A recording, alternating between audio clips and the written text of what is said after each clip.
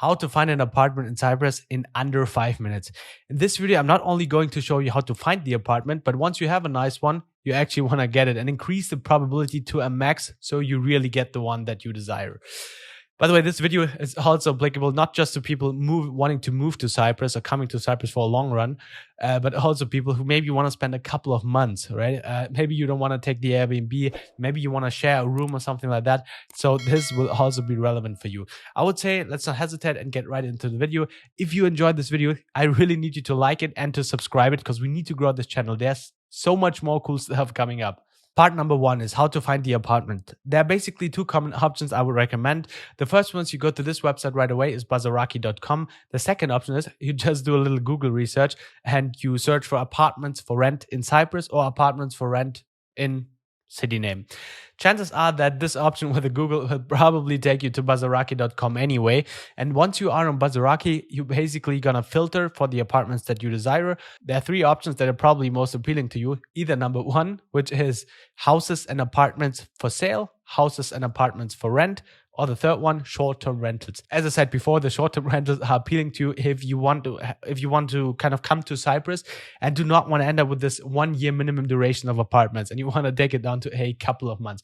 There's another nice appealing option, which is basically like flatmates or shared rooms that you can also go for on Bazaraki. Once you are on Bazaraki, you obviously want to get in touch with the realty agent, with the salespeople to actually schedule your viewings for the apartments. The easiest way to do that, either you can do it, obviously you can just call in, or you can write an SMS. I mean, who does that? And the third one is the one that I would really recommend, which is just do it through WhatsApp.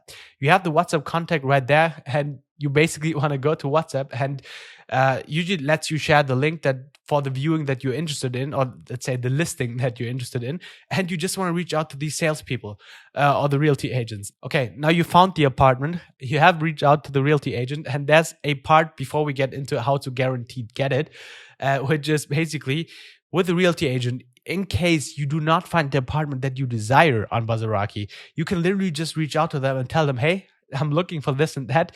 Please notify me or let me know when you have something available. Because usually they don't have all of the listings. They don't take all of the listings right to Bazaraki, but they also keep a little portfolio within their company that they have elsewhere on their website or something like that. So it totally makes sense in WhatsApp to kind of like let them know what you're really ideally searching for. Second point of why this WhatsApp thing is so important here is that these realty agents, they're usually kind of interconnected to some extent, especially within the cities. So what you want to do is like they may even refer you to another agent, which makes sense if they just don't offer what you're searching for. If they only have luxurious apartments and you're looking for some like 1 or 2 bedroom for like 500-600 euros or dollars, then you obviously need a different realty agent, and use WhatsApp to kind of build up your little network of agents. And that way you can literally end up having 4 to 5 viewings a day. The last part, now we found the apartment, we got in touch with the realty agents, we built a little network on WhatsApp, and let's say you found your ideal apartment, the one that you really desire. What can you actually do to increase the probability up to a max? So I'll give you 3 practical tips, but not just tips. These are 3 things I had every single agent ask me, for example, when I had my 20 plus viewings in the different cities in Cyprus. The first one is how many people are moving in. Is it just yourself? Is it you and your spouse? Is it you and little family or whatever? Part number 2 is pets. If you have no pets, easy, straightforward. Just tell them you have no pets, done. I had the feeling that many of these offerings, they actually had it says something like no pets allowed. So you can even again reach out to your realty agent pool and ask them, hey, I need something for my little pet, whatever, or put the pet to sleep. No, I don't recommend that, I guess. The last point is the money aspect. Obviously, like the third question I always got is, what do you do for a living? The Daniel Mack style, right? Like, what do you do for a living?